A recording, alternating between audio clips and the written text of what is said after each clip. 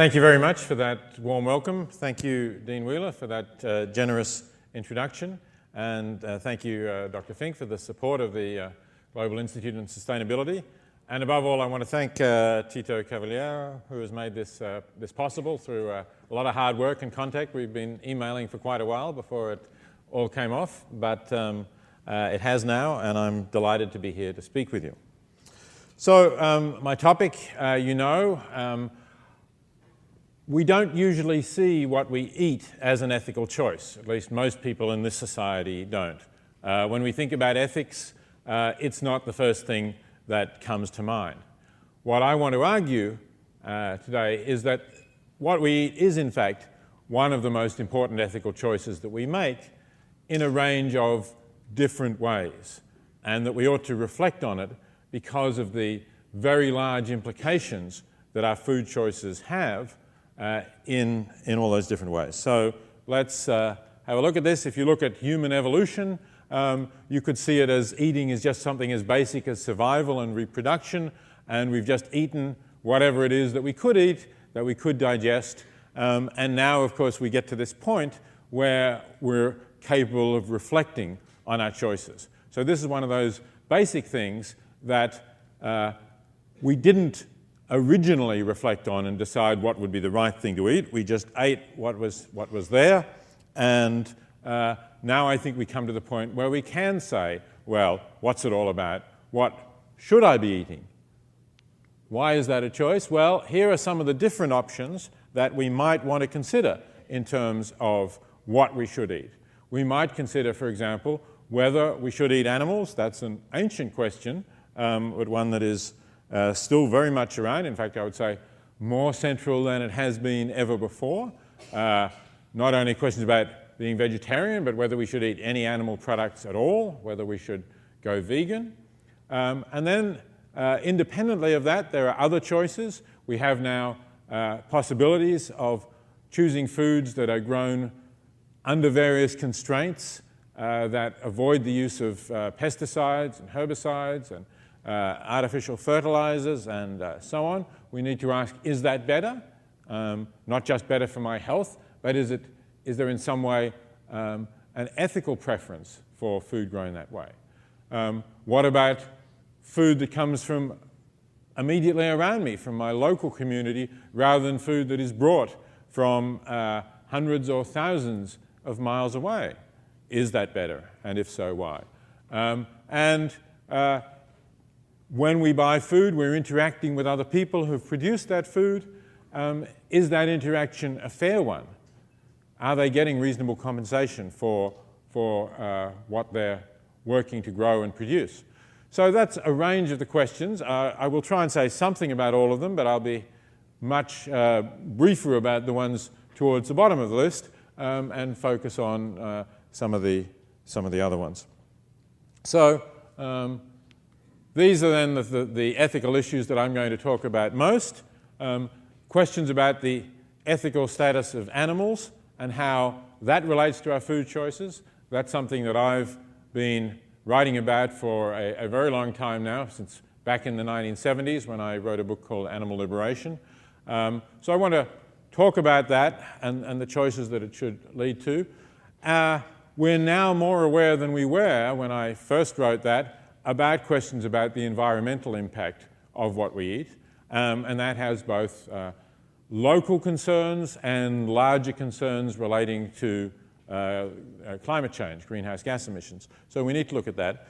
And just very recently, of course, you will have been reading headlines about the world food crisis and maybe some discussion about whether our food choices have some impact on that, and if so, what it might be. So those are the ones that I'll perhaps say most about.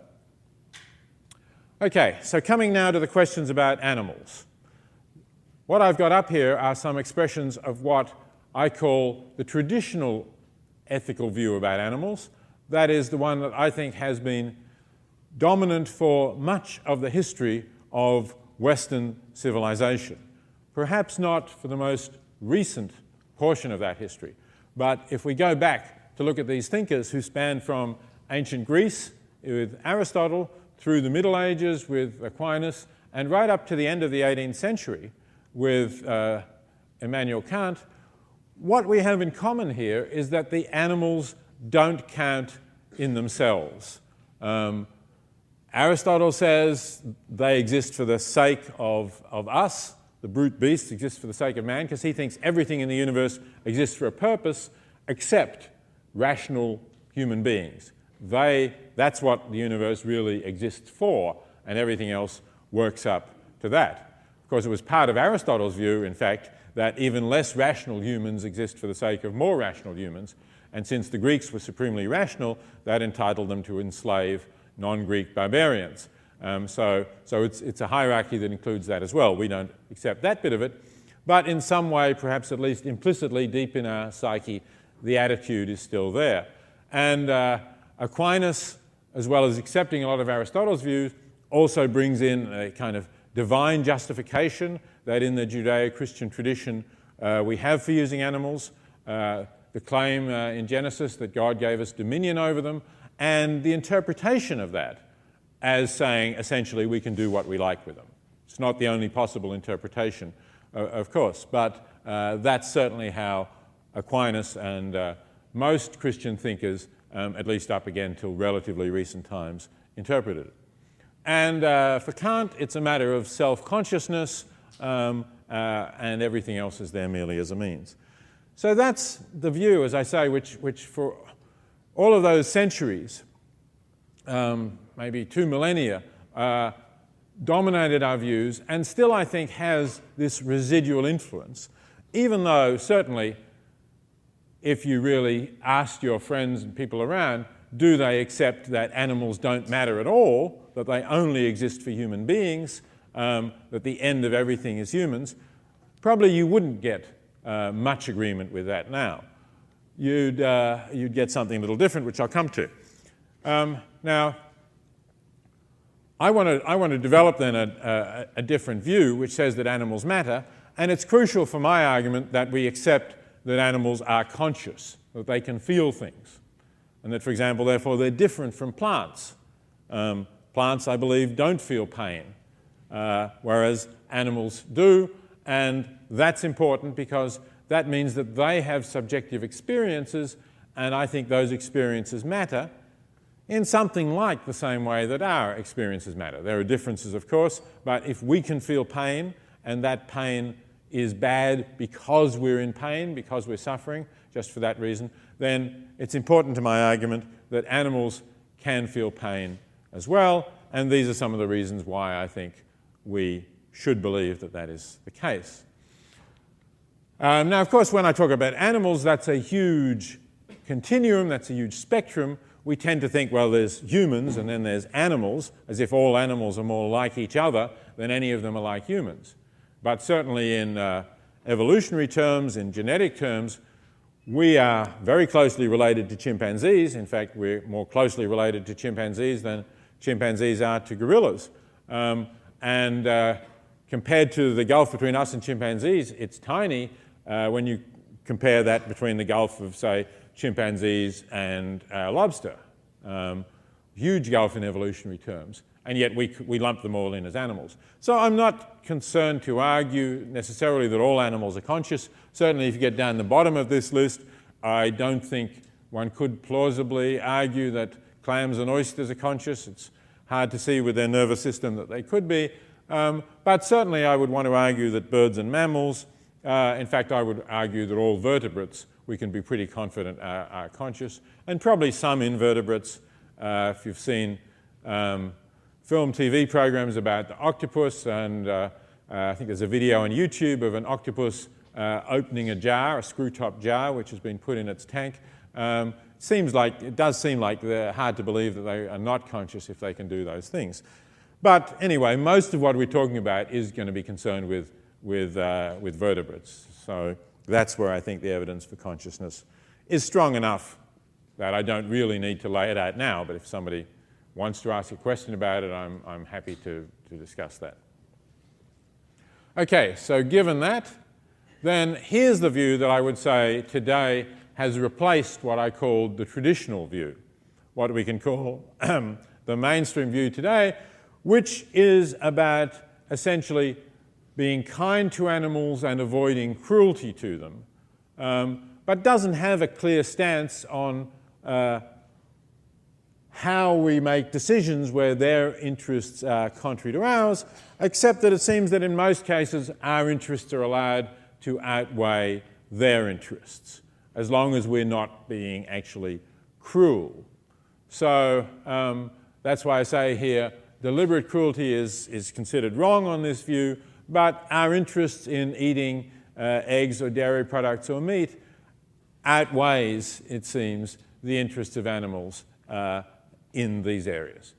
And what I want to do now is to show you just what that means in terms of the animals' interests and how significant they are. Because this is something that it's still the case that a lot of people in our society don't really know about.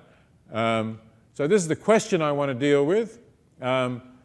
If we really understand what modern farming is like, is it compatible with this kindness-cruelty view, with the view that most people would hold about how we're entitled to treat animals? And furthermore, is there an ethical question about the fact that most people still don't know very much about it? So I've got a quote here which is not from any kind of animal rights activist or even a philosopher like myself, sympathetic to those issues, but someone who is an expert in teaching animal science at Oregon State University, which really means that he is teaching future producers of animal products. So it's somewhat surprising coming from someone who, you would expect therefore to be on side with animal production, that he's prepared to say that if the general public knew more about how their animal products are produced, they might stop eating them. They might be put off them. And that surely is an ethical question itself. Is it ethical to make it difficult for people to know how their food is produced for fear that they won't want to eat it if they do know more about it? Generally, we think that transparency, shining a strong light on the way things are, is a good guarantee that they will be more ethically produced. That's something that doesn't seem to apply to the animal industry. Now, in saying that, I realize, of course, that probably here in Arizona, you know more about it than most Americans, because you had, less than 2 years ago, a popular initiative on a proposition to ban the individual sow crates and veal crates. And I imagine, I wasn't here in this state at the time, but I imagine that that produced a certain amount of additional information and discussion. So you may know at least something more about it. But that's only two aspects, of course, of intensive production. So let's have a quick run through of the major forms of animal production. This is a standard chicken production, broiler chickens as they're called, chickens for raised for meat, in other words, not egg production. And you see this vast shed stretching into the distance, which may hold 20 to 25,000 chickens, all in this one unit. They get very densely packed, as you can see. If you ever walk into one of these places, the first thing you'll notice is the ammonia in the air, because it's full of chicken droppings, not just from this particular group of chickens. These chickens, incidentally, will be here about 6 weeks. Chickens have been bred to grow so fast now that essentially people are eating overgrown babies that have swelled up to this normal chicken size in 6 weeks, because that's the most profitable way to do it.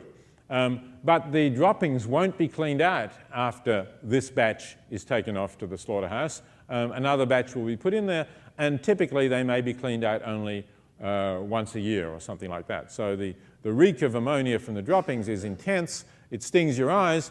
It undoubtedly must sting the eyes of the chickens, and to be there permanently would get into your lungs as well. But they're not there that long. Because they grow so fast, they put on weight so fast, their bones are often not mature enough to support them. And it's not unusual for chickens' legs to collapse under their weight as they get close to slaughter age. And then they will just essentially lie on the floor because they can't move anymore.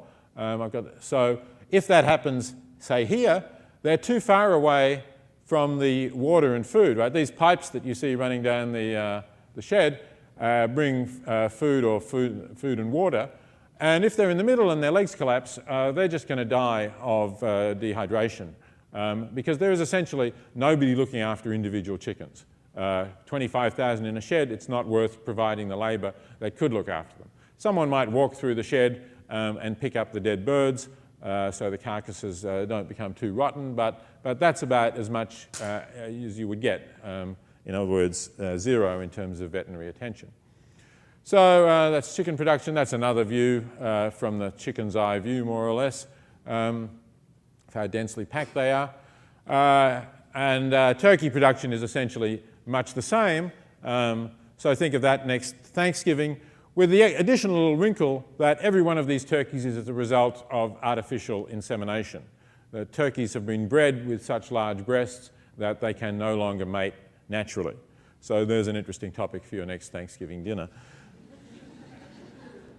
Now, whoops, sorry, that one we skipped. This is probably what you do know about. This is what has been prohibited. I think it's being phased in. It will be prohibited by the initiative that Arizonans voted for by a very clear majority to give sows room to turn around, which they typically do not have in factory farms. But although you prohibit that in this state, of course, most of the pig products that are eaten in this state are not produced in Arizona. Arizona is not one of the great pig-producing states, which no doubt made it easier to get the initiative passed.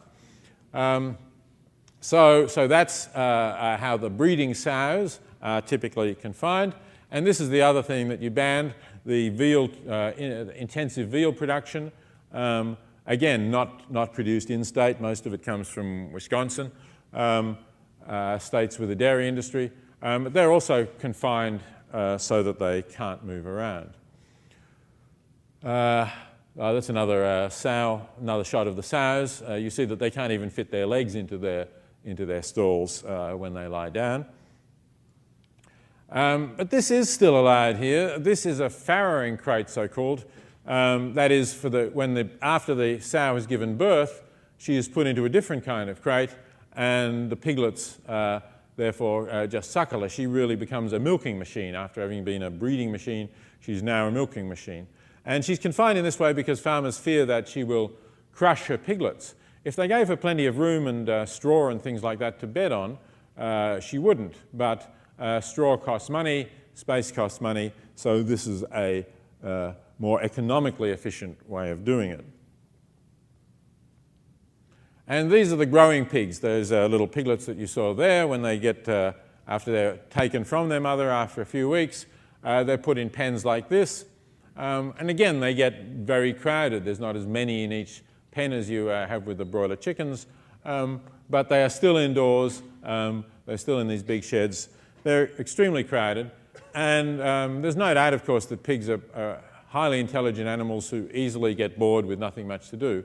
And you can see there is nothing to do for them except occasionally eat in these confined quarters.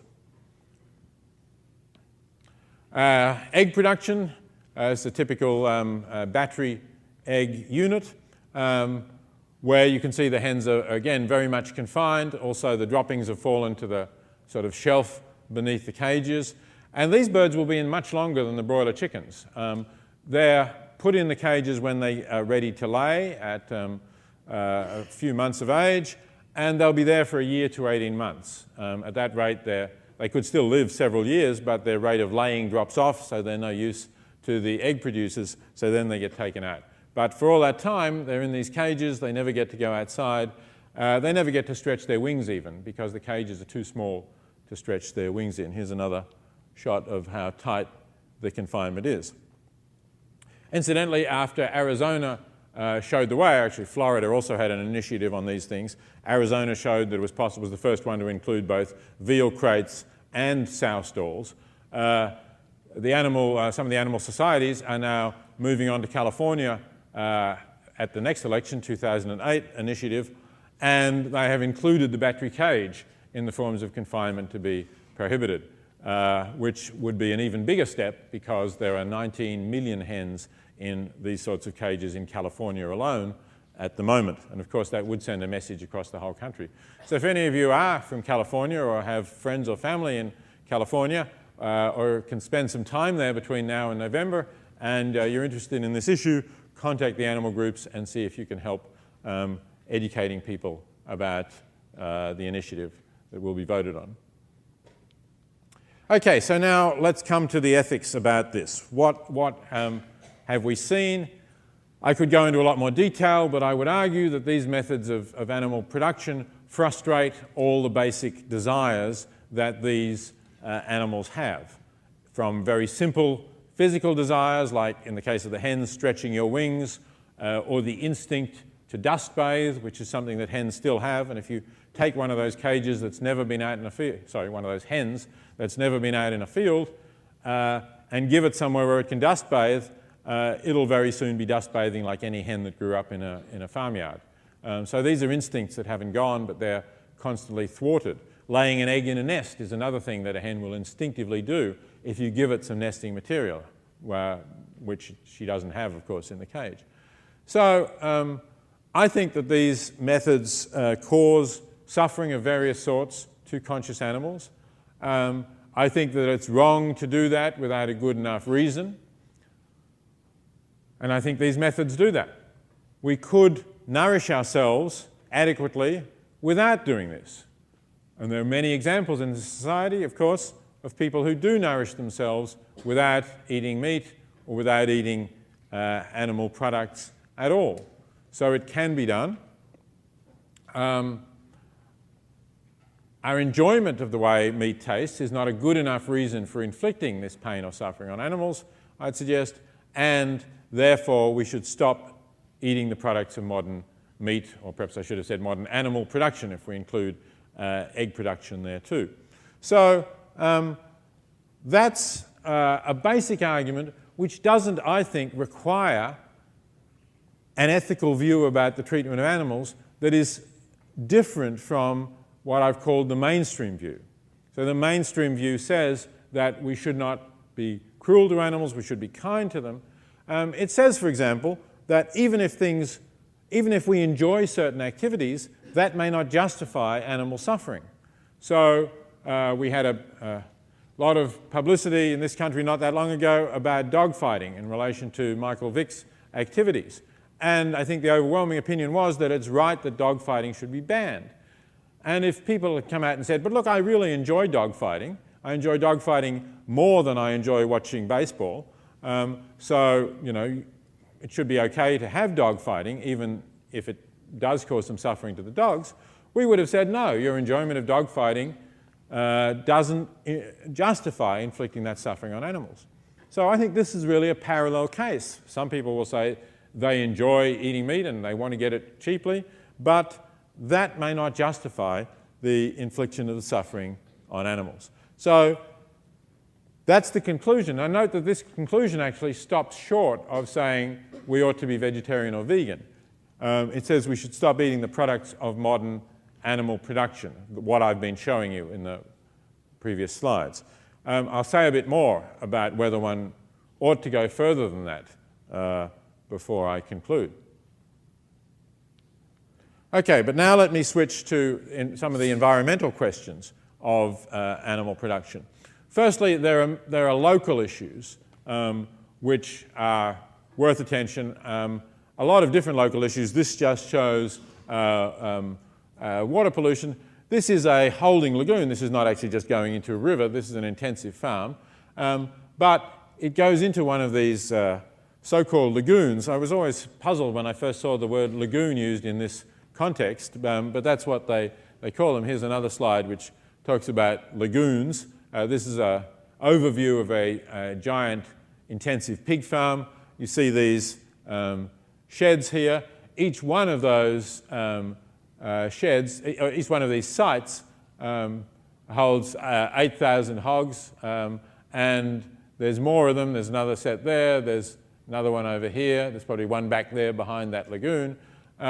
So it's a very large thing, and these so-called lagoons are holding basically the pig manure with water.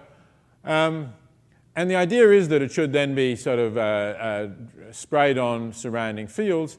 But what sometimes happens is you get big storms and the lagoons overflow, it gets into the water supply, or you have so many hogs in such a dense area that the manure is sprayed too thickly on surrounding fields for the fields to be able to use, because it costs money to transport it further. And so when it rains, it runs off the fields and into the streams and pollutes the streams. So where there are these intensive industries, there are big water pollution problems. And that's a significant local issue. There are other environmental issues too. There's air pollution for the people who are close in the neighborhood. There's questions about water use, which are very relevant here in dry states like Arizona. But I want to move, whoops, sorry, that was too fast. I want to move to looking at what is the most pressing environmental issue that faces us and the world today, and that is climate change. So here I didn't show you before cattle production. It's less intensive than pig, egg, chicken production or veal production, but it's still highly intensive. This is a cattle feedlot, again, a vast thing stretching into the horizon. Maybe 100,000 cattle confined in this area. They do have room to move around. They are outside, but it's still a pretty dull kind of existence for them. And they're being fed on grain and some soy, which fattens them up faster, but they don't digest very well. Also, they produce a lot of manure. And the other thing is, cattle produce a lot of methane. Cattle produce methane in their digestive process. It's a gas, most of it actually, contrary to myth, comes from belching rather than out of the other end. But they do produce methane, and methane is an extremely potent greenhouse gas. So we have to look at that. We also have the fact that, as I said, it's not really an efficient form of producing food to feed grain or soy to ruminant animals in particular. And that has an impact on on greenhouse gases as well, because we use a lot of fertilizers to grow our grain and transport our grain, and so that contributes to fossil fuel, especially if you consider that we're actually wasting most of the food value of this grain. So here are some figures on that. We are actually feeding 70% of the grain we produce to animals rather than eating it directly, or now some of it, of course, is going into biofuel, ethanol, and I'll talk about that in a moment. But of this, we're only getting back about 1/6 of the food value, or actually less than 1/6 if you're talking about overall food value, which includes carbohydrate. But since people say, well, we eat beef for its protein, that's what's important. Even if we just focus on protein, we could get, we are wasting a lot of the protein value of the grains and soy we're feeding to cattle. So it's a very inefficient process. Another way of looking at that is by asking, how much protein can you get per acre if you use your acre for different kinds of usage? And soybeans come out by far the best, followed by rice and corn, and then peas and beans, the legumes, wheat, and it's only these bars down the bottom, if you're up the back and have trouble seeing, this is milk here, this is eggs, this is meat, all types of meat, and this is beef in particular. So, all of these columns are the direct consumption of plant products, and these ones are the meat production because of the wastefulness of feeding grain to meat. So that clearly has an environmental impact, puts more stress on the environment that we need to grow more in order to get these amounts of food. So let's come to this issue about the recent food crisis, which has been in the papers quite a lot recently. You might have read that there have been food riots in some countries, that in a lot of other countries more food has to be distributed because there's suddenly seems to be in many countries a shortage of food. I think the UN Food and Agriculture Organization says that there are 37 countries where there is now a shortage of food, which is a steep jump over just a year or two ago. And you might say, why? So a lot of people are blaming biofuels. They're saying, well, look, the US and to some extent some other countries, but it's mostly the US as far as making biofuels from grain is concerned, from food, they're now feeding a lot of corn into basically our gas tanks by trying to produce ethanol, which is heavily subsidized in the United States. And that's diverted food that could have been used for humans to fuel production. But in fact, although no doubt that's a factor, it's a relatively small factor compared to feeding grain for animals. So here are the figures.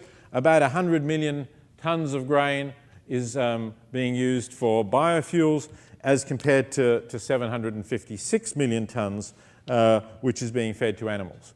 So that's the larger factor. And that's also something that has been increasing in recent years, particularly as countries like China become more prosperous, develop a prosperous middle class, and that middle class wants to eat more meat, essentially following the consumption patterns that we've had for a long time. So I think that's a major factor in the world food crisis, and we could solve that rather easily if, in fact, we stopped or reduced our feeding of food that we can eat directly to animals. And that 756 million tons, as I say, doesn't even include the soy. We're only talking about grain here. Okay, let's go back to climate change.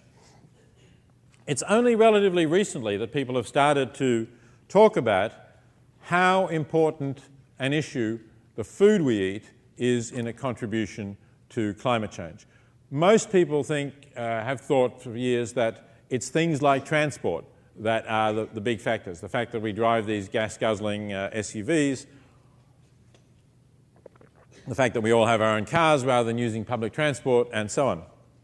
But as the UN Food and Agriculture Organization has said quite recently, actually the livestock sector is bigger than all transport, both private and public transport. The livestock sector is a bigger contributor to greenhouse gas emissions measured in CO2 equivalent. So what you do is you convert the methane to carbon dioxide. Much smaller amounts of methane produced than carbon dioxide, but it's a much more potent greenhouse gas. And that's why it comes out as a higher figure. So this is going to be significant. If we want to deal with this immense problem, which I think is one of the great challenges for us to, I think climate change is already with us, already happening. We can't stop it, but we can at least try and mitigate it so that it doesn't get worse, so that it doesn't spiral unpredictably out of hand with things like changes in ocean currents, rising sea levels. On one model, for example, rising sea levels over the next century could put a third of the state of Florida underwater, and that would be much worse even for other countries where poorer people cannot move. For example, Bangladesh has tens of millions of people living on land that is no more than 3 meters above sea level. That's because it has all these very fertile delta regions that they farm, but they're very low-lying. So this is a major crisis which will affect hundreds of millions of people, billions of people, and this is one thing we can do about it. Changing our diet to make it less livestock intensive. Here's another quote on this. You may have heard of Jim Hansen. He's the NASA scientist who was one of the first, right back in the 80s, to warn about human-caused climate change. And essentially what he predicted in the 1980s in testimony to Congress and in scientific articles has now come about. In fact, global warming has happened even more quickly than he and other scientists in the 80s realized. It seems we have less time to try and change than he said. Now, here's a statement that will surprise many people that he's made, and that is that he thinks that the global warming that we've had for the last 40 years was actually primarily a consequence of the activities producing trace gases, CFCs and methane. Now, CFCs are chlorofluorocarbons, the propellants that used to be in aerosol cans. And since the Montreal Protocol was signed, basically we've stopped producing CFCs. The industrialized nations phased them out fairly rapidly, and the developing nations are now have almost completed phasing them out. So that was really essentially to stop the destruction of the ozone layer rather than to stop climate change, but we now understand that they were playing a big role in climate change as well, and it's very good that we have been able to phase them out. But that leaves methane as the other thing that Hansen says is mainly produced this warming. Now you might say, why would that be? Haven't we all been talking about carbon dioxide? And isn't that the major greenhouse gas that's produced most of this global warming? In the long run, it is carbon dioxide, because carbon dioxide stays up in the atmosphere for a long time, longer than methane. So the carbon dioxide that was produced by the first Model T Ford that Henry Ford produced is mostly still up in the atmosphere and still producing climate change. But some of that at least is a given. The other thing to know about the carbon dioxide is the largest emitters of carbon dioxide are coal-burning electricity plants, power plants. And they have contributed a lot of carbon dioxide in the atmosphere, and that's why we're talking about having to phase out coal. But it's also a fact that coal-burning power plants produce what are called aerosols, that is, tiny little particulates that go into the atmosphere. And it's now been learned that they actually have a cooling effect. They block out a little bit of sunlight and cool the Earth. So the particulate effect and the carbon dioxide, to some extent, cancel each other out. Now, that doesn't mean that coal-fired power plants are okay. We don't want to have more particulates up there, and eventually the carbon dioxide is going to continue to build in a way that will be disastrous. But in the short term, it's the methane, Hansen says, that has been doing most of the warming, because the methane is, if you like, pure warming, whereas the coal-fired power plants are a bit more mixed. And that also means that the quickest way to slow this warming would be to cut out the methane, or reduce it as far as possible, because that would be like a pure slowing effect. Whereas if you just close down all the coal-fired power plants, you'd also reduce the aerosols in the atmosphere, and therefore that would produce a bit of warming that would balance the loss of carbon dioxide, which in the long run, though, will be cause more warming. So that's something we can do something about now, and I think that's an important point that most people still don't really understand, the crucial role that methane from livestock has played. And here's what the chair of the IPCC, the International Panel on Climate Change, has also said, again, quite recently, at the beginning of this year. He said, please eat less meat. It's a very carbon intensive. He perhaps wanted to say carbon equivalent intensive, but that's a little difficult. And he's admitted that it's something the IPCC was afraid to say earlier, that it would meet such political resistance. People want to eat meat, that it didn't really dare to say it. But they now feel that it's so important that they have to say it and have to make people more aware of this as an issue. So here's an example that comes from a study that a couple of researchers, Gideon Eschel and Pam Martin, then at the University of Chicago did. This is what people mostly think you should do for carbon change, for climate change. Switch your car from your whatever it is. I think that's the sort of median car in terms of greenhouse gas emissions in America, a Toyota Camry. Switch that to a Prius, a fuel-efficient hybrid, and you save a lot of carbon. That is a good thing to do, no question about that. But by their calculations, actually this switch from your steak to a vegan diet will save even more carbon per year. So that's, if you like, the summary. 50% more carbon by switching your diet than by switching your car. That's the summary of the climate change story on food. Now, I promised that I would come back to the question of the ethics of eating animal products that are not produced by factory farm production. What I've put up here is a position called Conscientious Omnivorism, developed by Roger Scruton, a British philosopher and writer. Perhaps more of you have heard of Michael Pollan than of Roger Scruton. Michael Pollan's had a very popular best-selling book called The Omnivore's Dilemma. It came out a year or so ago. He takes a somewhat similar line of argument. So both Pollan and Scruton would agree with everything that I've said about factory farming, about intensive farming. But they would say there are other ways of producing animals. We can produce animals in ways that are conscientious, that look after them.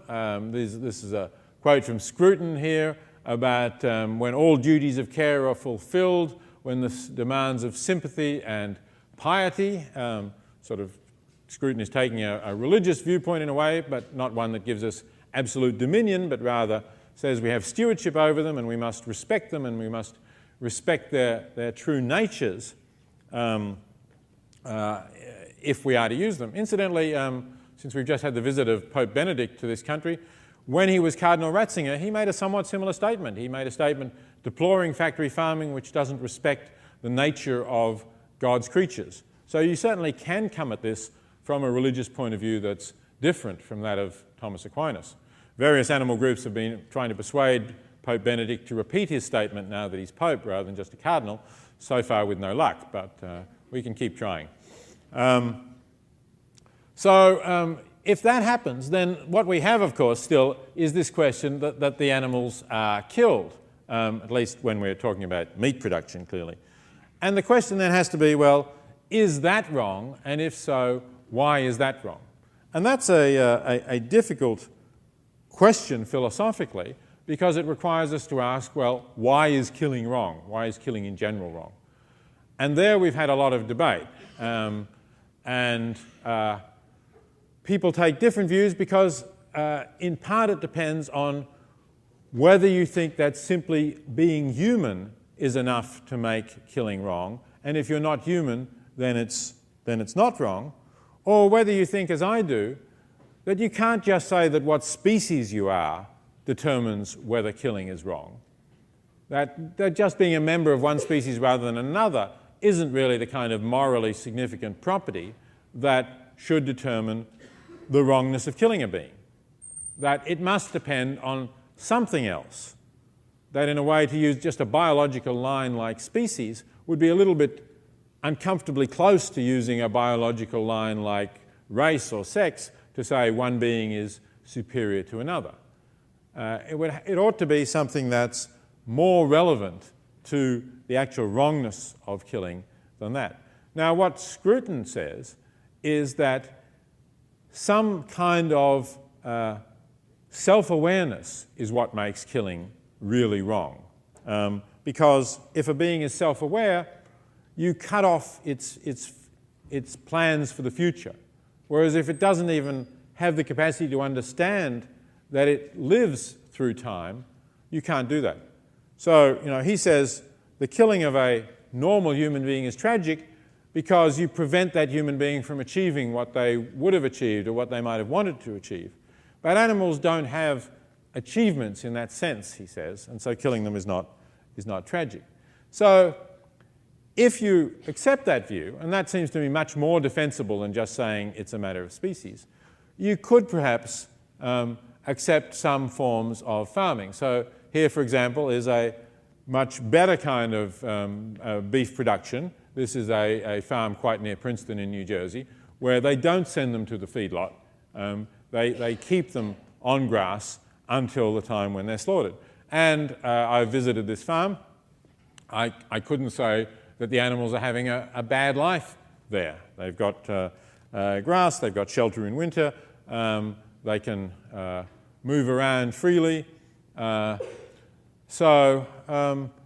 could say that's not a bad life, except for the fact that they do get killed. So if you're prepared to take that view about killing that Scruton does, you could perhaps defend this, assuming, of course, that you think that cattle are not self-aware beings in this sense. And because I'm not giving a full lecture on ethics and animals, I'm not going to go take that a lot further today. I think if we have questions about it, we can certainly discuss it.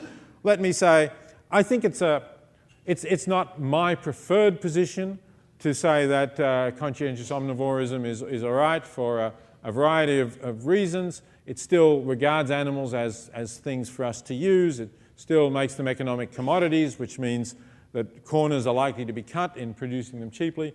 But I think there is a huge ethical step forward if you do move from the standard American diet, which eats factory farm produce, to moving towards conscientious omnivorism if you're really scrupulous about finding the right producers to buy from. Because both in terms of animal welfare and in many ways in terms of the environment, although these cattle certainly are still producing methane, it's a preferable system. And if we talk about egg production, this is the same farm, also produces some eggs. Again, this is a good life for the hens, although they also will be killed prematurely once their rate of lay drops off. But this is pretty unusual, I have to say.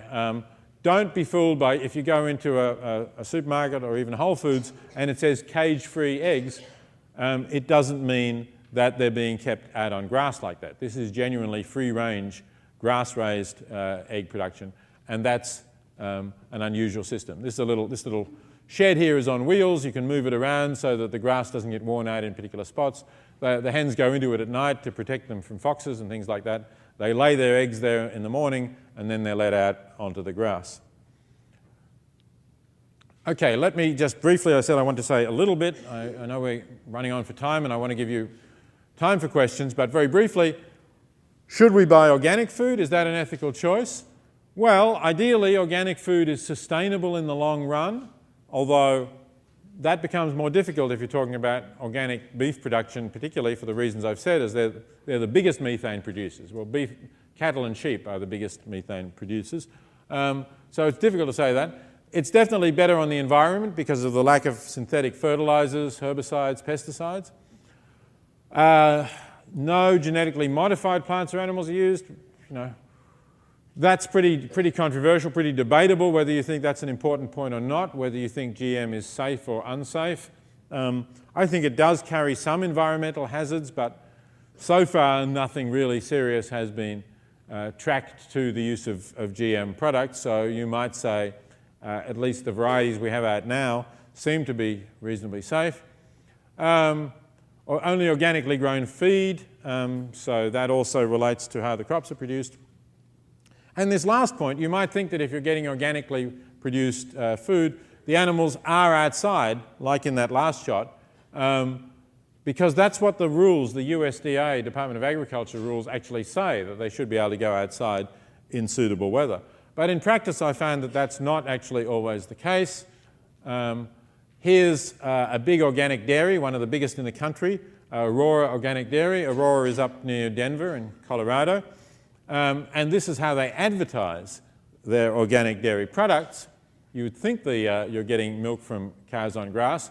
This is what Aurora Organic Dairy actually looks like from the air. These are sheds where the cows are milked and fed.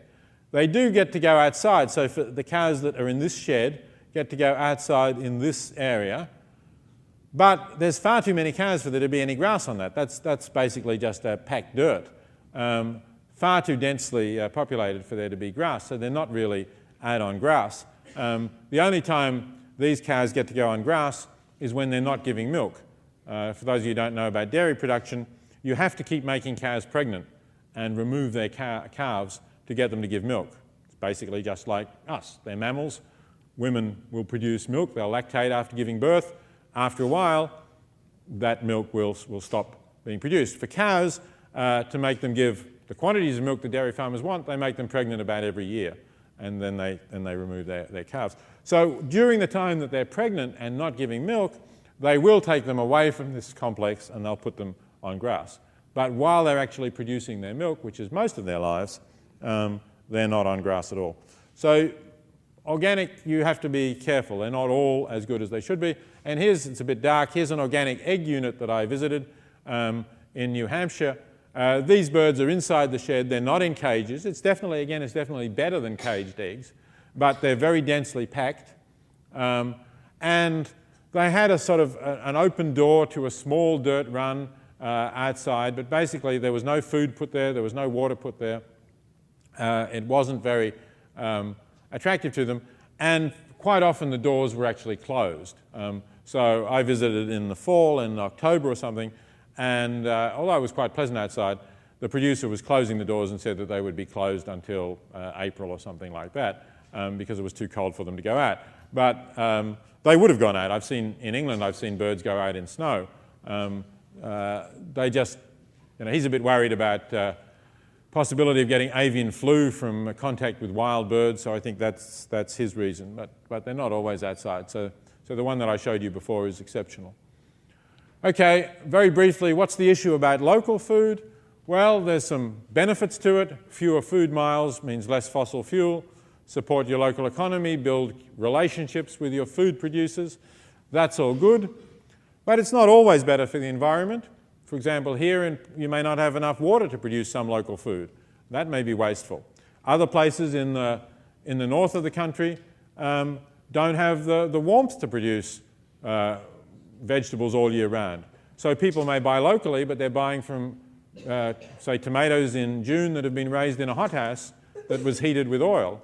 Well, when you calculate the amount of oil that went into producing that local food, you might as well have trucked them up from Florida. You're not reducing the amount of fossil fuel involved. So, it's not always better for the environment to buy local. You have to be selective about that. And finally, I ask, is it always better to strengthen the local economy? Well, you might say, why not? One reason might be that your local economy might be quite a prosperous one, and you could buy from developing countries where people are much poorer and need to get some income. Much more vital for them to get some income than for local producers. So if you can do that in a way that gives them a genuine return, you should. And that's why we get finally to this question about fair trade. If you see this fair trade label, you know that arrangements were made to try and give a fair return to small local producers, individual producers or producers organised in a cooperative, or if it's a larger unit, producers who allow their workers to organise, to unionise, and give them basically minimally decent conditions. So mostly fair trade in this country at the moment is still things like coffee and chocolate and bananas perhaps. But in Europe there are many more fair trade products available, and I think that's something that is spreading here. And I think it's worth doing from a social justice point of view. It adds another dimension to the ethical choices you have about your food. So let me more or less stop it at that point, so we do have time for questions. Here's a very brief summary of what I would say, if you want to say, so what are the take-home points for acting?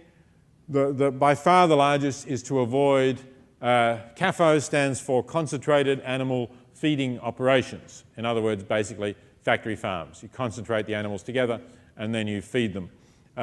So avoid products from factory farms, I would say, is the first and clearest conclusion when you look at ethical eating. It's preferable to buy organic, it's preferable to be vegetarian or vegan, failing that to be a conscientious omnivore. It's preferable to buy fair trade. Sometimes it's preferable to buy local, sometimes not. That's certainly something always worth thinking about, but it will depend on the circumstances. Okay, that's a very quick run-through of a very large area, I think you can see. Thanks very much for your attention. I look forward to your questions and discussion.